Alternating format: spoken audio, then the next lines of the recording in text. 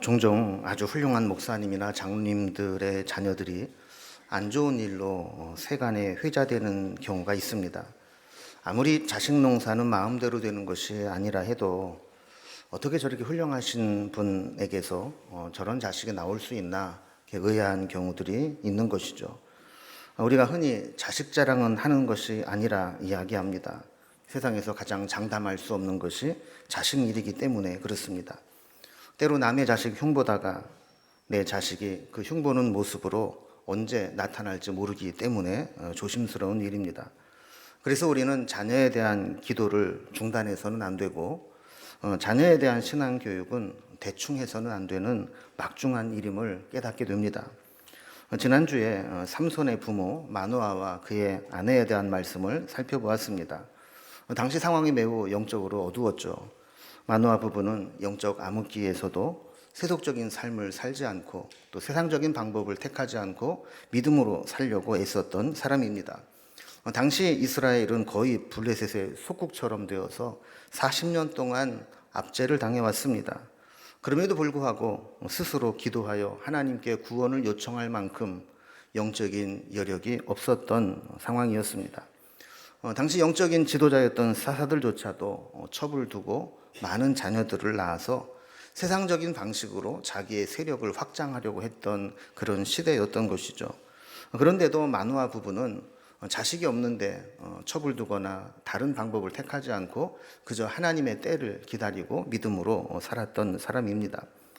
게다가 하나님의 사자로부터 아들을 낳을 것이라는 말씀을 들었을 때에도 그들은 세상적으로 기뻐한 것이 아니라 우리가 그 낳을 아이에게 어떻게 행할지, 이 아이를 어떻게 기르며 어떻게 행해야 할지를 가르쳐 달라고 기도하면서 하나님의 뜻대로 이 아이를 기르도록 애를 썼습니다.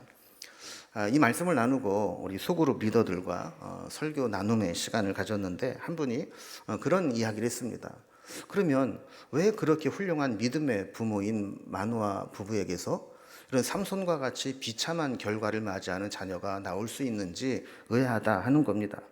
그래서 오늘은 지난주에 이어서 그럼 삼손이 왜 잘못됐는지, 어디서부터 뭐가 잘못됐는지를 살펴보면서 그 내용을 반면교사 삼아서 우리가 자녀를 어떻게 키워야 할지, 우리 가정을 어떻게 믿음으로 세워야 될지 영적인 교훈을 얻어보려고 합니다. 먼저 오늘 본문의 내용을 한번 정리를 해봅니다. 사사기 13장 24절에 보면 하나님의 사자가 예언한 대로 이 여인이 아이를 낳습니다. 이게 삼손이라고 하죠. 은혜 가운데 자라고 여호와께서 그에게 복을 주셨다라고 기록하고 있습니다. 그리고 25절에 보면 여호와의 영이 그를 움직이기 시작했다 그럽니다. 자라서 이제 하나님의 영이 그를 움직이면서 이 사사로서 준비를 마쳤다라는 것이죠. 자, 14장은 이제 삼손이 사사로서의 첫 번째 사역을 시작하는 장면입니다.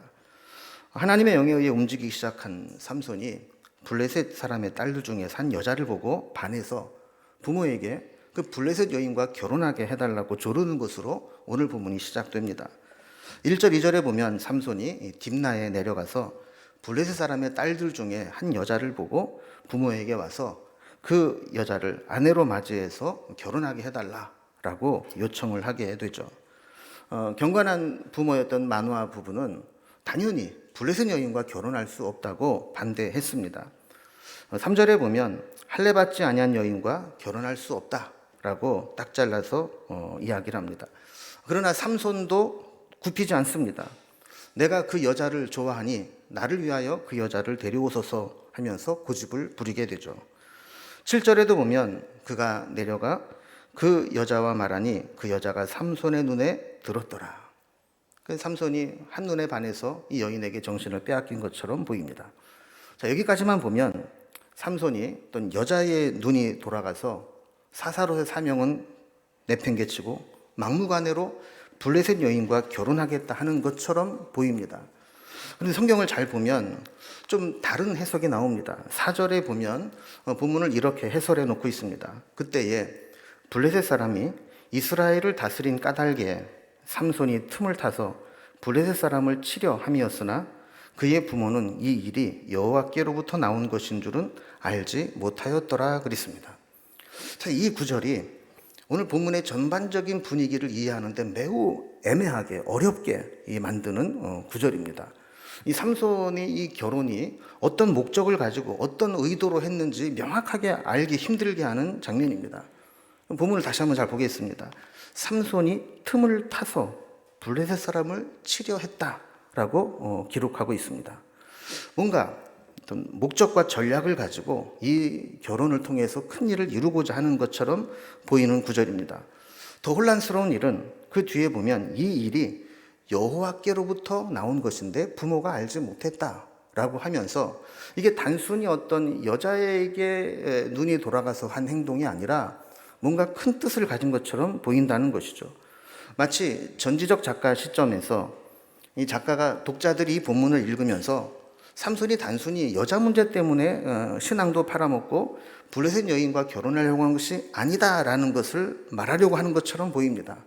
마치 이 일은 하나님께로부터 나온 것이고 하나님이 삼손으로 하여금 그렇게 하도록 이끄신 것인데 당시에는 부모도 그거를 몰랐다는 거예요. 그러니까 독자들도 이 본문을 읽으면서 쉽게 삼손의 청혼을 정욕적인 것으로 판단하지 말라 이렇게 보이는 해석입니다. 만약에 삼손이 이러한 하나님의 뜻을 인지하고 이 블레셋 여인과 결혼을 하려고 하고 그 결혼을 통해서 블레셋을 치려고 했다면 이것은 블레셋의 압제로부터 이스라엘을 구원하기 위한 거사를 준비하며 자신이 호랑이 굴로 들어가 틈을 타서 위장 결혼이라는 전략을 세운 것처럼 볼 수 있습니다. 그런데 우리가 이것을 그렇게 받아들이기는 힘든 것은 이후에 보여지는 삼손의 모습을 보면 그가 정말 믿음으로 신앙으로 블레셋으로부터 구원해내기 위한 그러한 결혼이었는가 하는 강한 의구심이 들 정도로 그의 삶은 완전히 다른 것을 보게 되죠. 그래서 우리는 이 사사기의 저자가 일의 마지막 결과를 다 알고 있는 시점에서 하나님은 이러한 사건들도 사용해서 삼손을 사사로 활동하게 만드셨고 또 블레셋의 압제에서 40년 동안 꼼짝하지 못하고 있던 이스라엘 백성들에게 뭔가 블레셋에 대항해서 하나님의 백성답게 살 수 있도록 일깨우는 계기로 삼았다라는 것을 알려주는 것이라고 볼 수 있습니다. 문제는 삼손이 블레셋 사람과 결혼하고 결혼을 위해서 그들과 접촉하는 과정에서 영적으로 급격히 무너져 내리고 있었다라는 겁니다. 나시인으로서 지켜야 할 서약들을 아무렇지도 않은 것처럼 허물어버리고 어느 순간부터 부모조차 이 삼손을 통제하지 못하는 그런 상태까지 되어버리고 맙니다. 결국 5절에 보면 삼손의 부모가 이 블레셋 여인을 만나기 위해서 딥나에 함께 내려갑니다. 이것이 결혼을 전제로 한 상견례를 하기 위한 것인지 아니면 단순히 네가 좋으니까 한번 보기는 하자 이렇게 해서 내려간 것인지는 알 수 없습니다. 그러나 강경하게 반대하던 마노아 부부는 한풀 꺾인 모습으로 이 블레셋 여인을 보러 함께 내려가고 있었다라는 겁니다. 5절을 계속 보면 딥나에 도착했을 때 한 가지 돌발 상황이 발생합니다. 딥나의 포도원에 이르렀을 때 젊은 사자가 삼손을 보고 소리 질렀다라는 것입니다. 그럼 여기에는 두 가지 중요한 문제점이 있습니다. 첫 번째는 나시리는 포도주를 금하면서 민수기 6장 3절에 보면 심지어 생포도나 건포도도 먹지 말라 그랬습니다. 4절에 보면 나시리는 포도나무 소사는 씨나 껍질이라도 먹지 말라 이렇게 규정을 하면서 포도주의 원료가 되는 포도조차도 포도와 연관된 그 어떤 것도 접촉하지 말도록 규정하고 있는 것을 보게 되죠. 그런데 나시린으로 규정된 삼손이 왜 포도원에 들어갔느냐 하는 겁니다. 여기부터 문제가 발생하게 되는 거죠. 또 하나는 사자가 왜 포도원에서 나오느냐 하는 겁니다. 네가 왜 거기서 나와? 라는 노래처럼 여러분 사자는 원래 초원에서 사는 짐승 아닙니까? 그 사람이 사는 데는 잘 접근하지 않습니다. 그리고 포도원에 뭐 잡아먹을 게 뭐가 있다고 사자가 포도원에서 나오느냐 하는 겁니다. 이런 이례적인 돌발 상황이 발생한다라고 하는 것은 사실은 영적으로 깨어있는 입장에서 보면 이게 하나님의 어떤 사인이 있지 않을까를 분별하게 되는 것이죠. 이게 영적 분별력입니다. 그런데 삼손은 이런 영적 분별력이 완전히 무뎌져 있는 것을 보게 됩니다. 오히려 그곳에서 불행한 승리를 경험하게 됩니다. 제가 왜 불행한 승리라고 했느냐 하면, 여러분, 승리가 항상 유익한 것은 아닙니다. 작은 승리가 오히려 그 사람을 허물어뜨리는 계기가 될 수도 있기 때문에 그런 것이죠. 6절에 보면 이때 여호와의 영이 삼손에게 강하게 임했다 그럽니다. 삼손도 뭔가 힘을 느꼈는지 담대함을 가지고 젊은 사자에게 맨손으로 달려들었습니다. 그리고 그 강한 사자를 마치 염소 새끼를 찢는 것 같이 찢어 죽입니다. 여러분, 영적 분별력이 없는 상황에서 능력을 받으면 그 힘이 자신을 향하는 흉기가 되어 부메랑처럼 돌아오게 되어 있습니다. 삼손에게 계속 반복되는 표현은 여호와의 영이 강하게 임했다, 여호와의 영이 갑자기 임했다라는 표현입니다. 자기가 하나님의 능력이 필요해서 구해서 얻은 것은 마지막 다곤 신당에서 죽기 직전에 그 신전을 넘어뜨릴 때 외에는 없었습니다. 구하지 않았지만 하나님께서 은혜로 강하게 갑자기 힘과 능력을 주신 것입니다. 6절에 보면 이렇게 사자를 찢어 죽이고 나서도 자기가 행한 일을 부모에게 알리지 않았다 그랬습니다. 아마도 포도원에 들어간 것에 대한 죄책감 때문에 이야기를 못했을 것입니다. 그래서 한 가지 우리가 의문이 드는 것은 5절에서는 삼손이 그의 부모와 함께 딥나로 내려갔다고 했는데, 그 가는 과정에 포도원에서 있었던 일은 부모가 모르고 있다라는 것이죠. 부모가 없을 때 삼손이 혼자 했다는 거예요. 그래서 어떤 학자는 출발은 같이 했지만 아마 삼손이 블레셋 여인을 보고 싶은 마음에 먼저 달려가다가 이 일을 만난 것이 아닌가, 이렇게 해석을 하기도 합니다. 어쨌든 이 일이 있은 후에 8절에 보면 얼마 후에 삼손이 그 여자를 맞이하려고 다시 가다가 돌이켜 그 사자의 죽음을 본즉 사자의 몸에 벌떼와 꿀이 있는지라 그랬습니다. 이 얼마 후에라고 했는데 시기적으로 얼마나 지났는지는 알 수 없습니다. 그러나 어느 정도 시간이 지난 후에 삼손은 다시 딥나를 방문합니다. 이 여자를 보기 위해서 가는 것이죠. 근데 가다가 그 같은 길목에서 예전에 그 사자를 맨손으로 찢어 죽였던 포도원이 생각이 난 겁니다.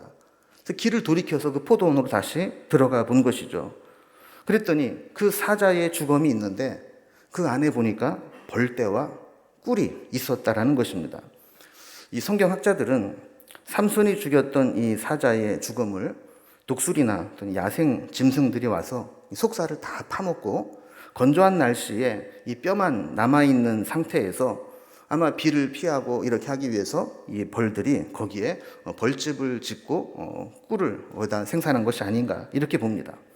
문제는 그 다음에 발생합니다. 9절에 보면 그것을 보고 삼손이 손으로 그 꿀을 떠서 걸어가면서 먹고 그의 부모에게 이르러 그들에게 그것을 들여서 먹게 하였으나 그 꿀을 사자의 몸에서 떠왔다고는 알리지 아니하였더라 그랬습니다.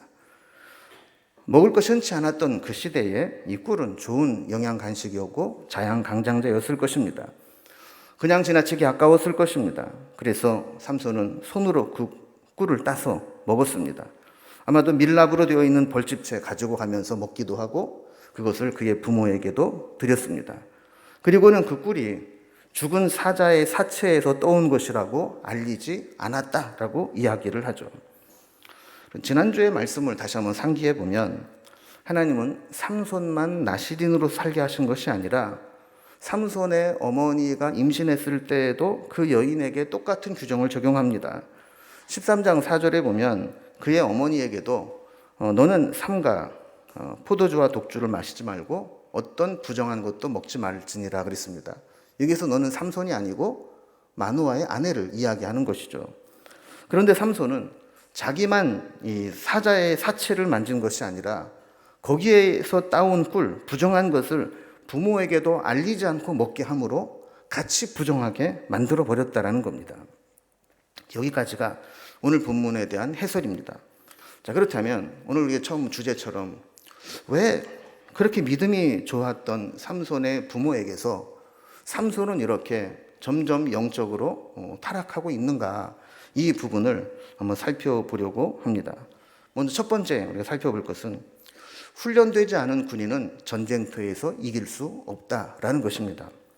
아무리 좋은 무기와 장비를 가지고 있다고 해도 항상 전쟁에서 승리를 보장할 수 있는 것은 아닙니다. 그것을 운용하는 병사가 전혀 훈련이 안 되어 있거나 정신적으로 무장되어 있지 않다면 아무리 좋은 무기나 장비가 있어도 소용이 없는 것이죠. 삼손은 하나님께 은혜를 입은 자고 엄청난 무기를 받았습니다. 여호와의 영이 그를 움직이기 시작했다고 했습니다. 여러분, 성령의 능력보다 더 좋은 영적인 무기가 어디 있겠습니까? 하나님의 전신갑주를 입은 것과 같은 성령의 감동 속에 살았습니다. 그런데 삼손은 아직 훈련되지 못했습니다. 아까도 말씀드린 것처럼 삼손이 사사로 활동하기 시작하면서 반복되는 현상은 갑자기 또 강하게 성령이 임했다는 겁니다. 6절 말씀에 보면 여호와의 영이 삼손에게 강하게 임하니 그랬습니다. 19절에도 여호와의 영이 삼손에게 갑자기 임하시매라고 했습니다.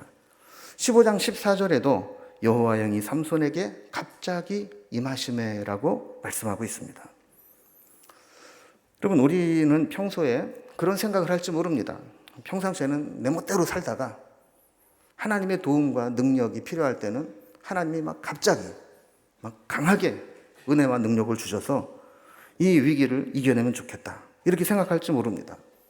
그러나 삼손의 모습을 보면 이렇게 자신의 삶과 상관없이 갑자기 임하는 은혜가 얼마나 위험한 것인가를 알게 됩니다. 성령의 은혜와 능력은 도깨비 방맹이처럼 필요할 때마다 나를 돕는 수단이 아닙니다.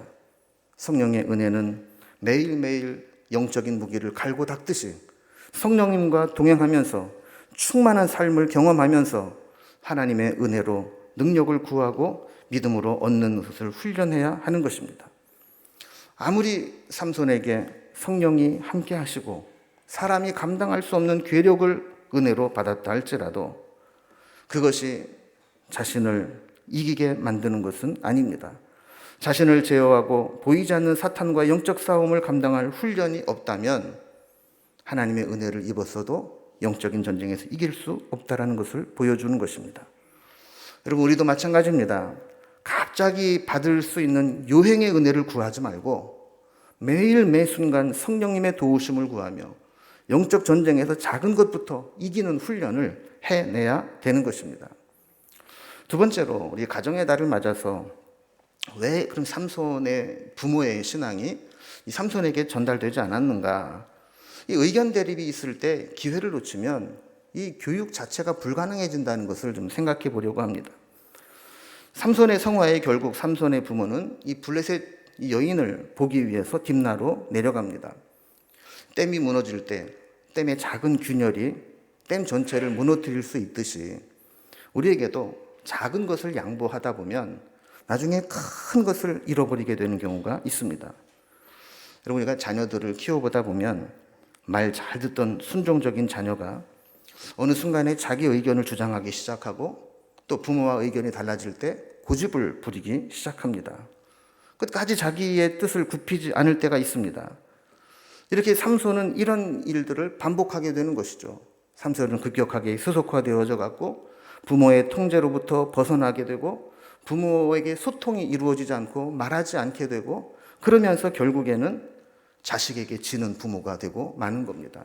그렇게 되다 보면 결국 삼손의 신앙은 급격히 무너지게 되는 것이죠. 좀 주변에 보면 부모 자식 간에 이 대화가 안 되는 가정들이 많습니다. 심지어는 이 목사의 가정도 대화가 안 된다고 하소연하는 가정들이 있습니다. 그래도 경제적으로 묶여 있을 때는 이 돈으로 협박해서 말 듣게 하지만 아르바이트라도 하고 돈이라도 좀 벌게 되면 그때부터는 이제 통제가 안 되는 겁니다. 한 번은 제가 우리 아들들에게 야, 그래도 아빠는 너희들 좀 이해하고 그래도 대화가 좀 통하지 않냐? 이렇게 물어봤는데 대답을 안 하는 겁니다. 금방 긍정하기 어렵다는 거죠. 그래서 제가 하루 동안 삐져 있었던 적이 있었는데요. 이렇게 대화가 안 됩니다. 옛날처럼. 요즘 젊은 세대들은 대화에 있어서 장유유서 그딴 거 생각 안 합니다.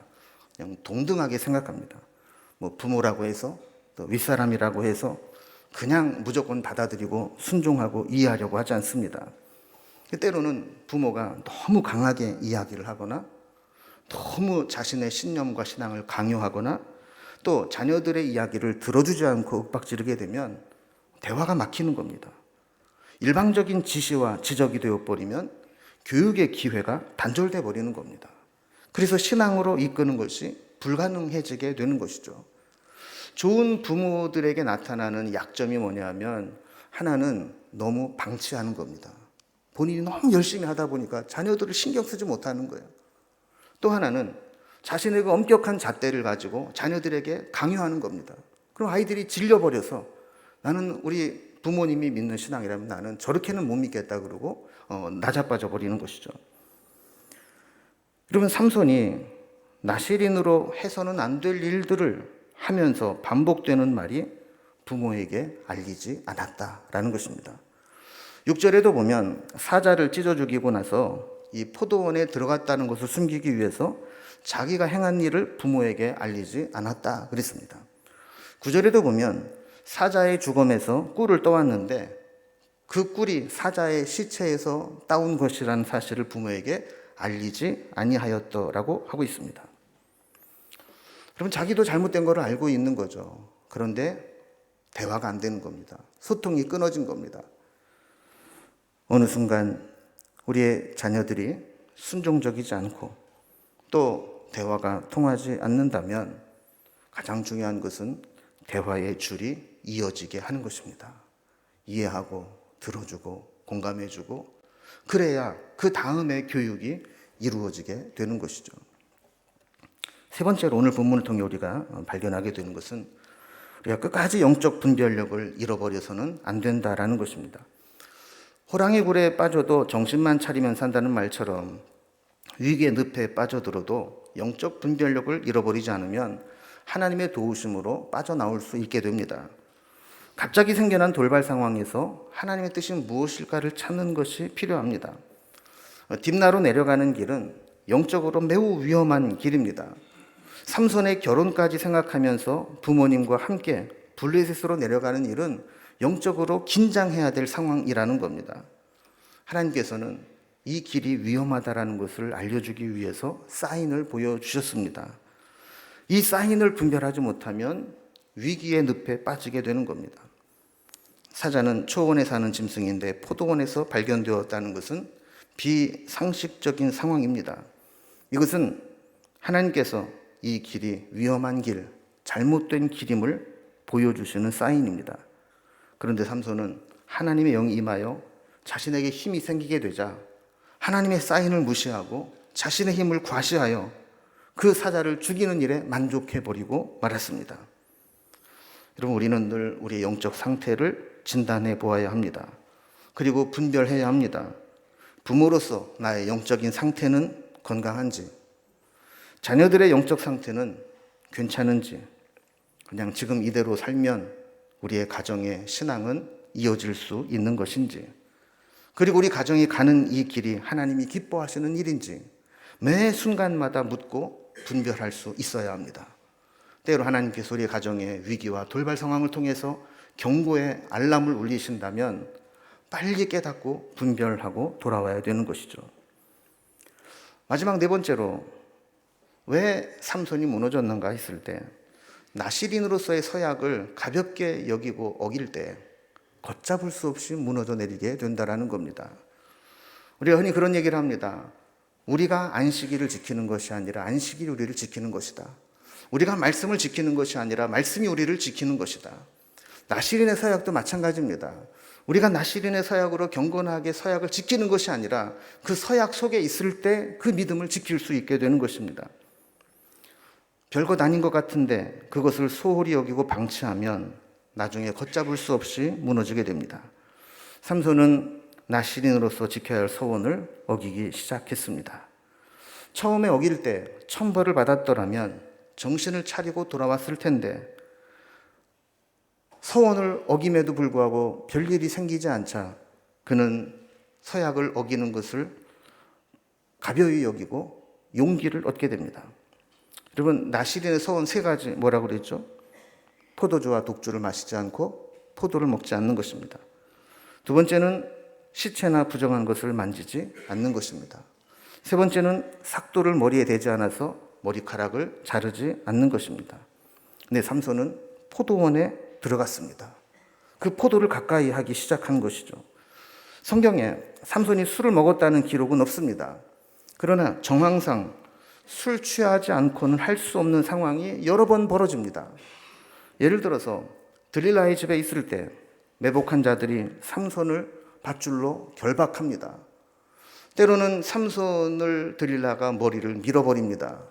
그런데도 삼손은 전혀 알아차지 못합니다. 흔히 그런 사람 있죠. 난 한번 잠들면 업어가도 몰라. 근데 정말 그럴까요?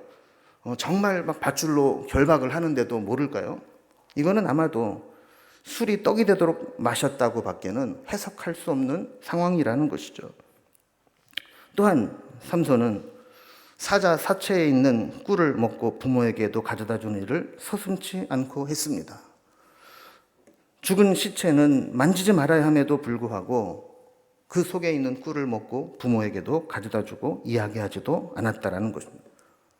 본인도 알고 있지만, 잘못인 줄을 알고 있지만 행하고 있다라는 것을 보여주는 것이죠. 그리고 머리는 나시린의 상징이라고 했습니다. 긴 머리카락은 나시린으로서 자기 정체성을 드러내는 것입니다. 그래서 나시린들은 잘못된 길을 가려고 해도 주변에서 말립니다. 너 머리 보니까 나시린인데 그거 해도 돼?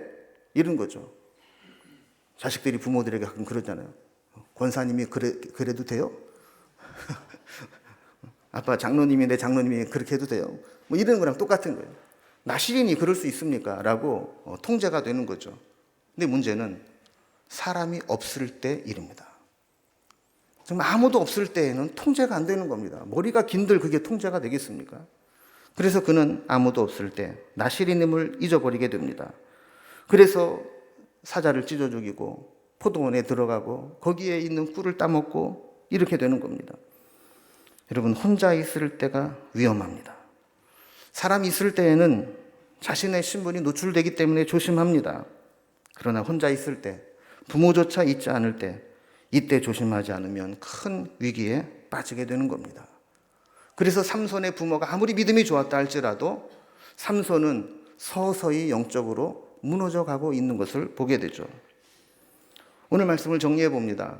우리도 늘 성령님과 동행하는 훈련을 하고 있는지, 그리고 자녀들과 영적인 대화를 나눌 수 있도록 소통이 되고 있는지, 그리고 위기의 상황에 돌발 상황이 생길 때 영적인 분별력을 잃지 않고 있는지, 그리고 하나님과 서약한 것, 약속과 계명을 소홀히 여기지는 않는지, 이런 부분들을 매일매일 점검하면서 우리 자녀들에게도 우리 가정에도 믿음의 가문에 세우는데 균열이 생기지 않도록 우리의 모습을 돌볼 필요가 있다는 것입니다. 올 가정의 달을 맞아서 자녀들에게 다른 것보다 이 믿음의 유산을 남겨주고 또한 좋은 믿음의 유산이 자녀들에게도 이어질 수 있기를 주님의 이름으로 축복합니다. 기도하겠습니다.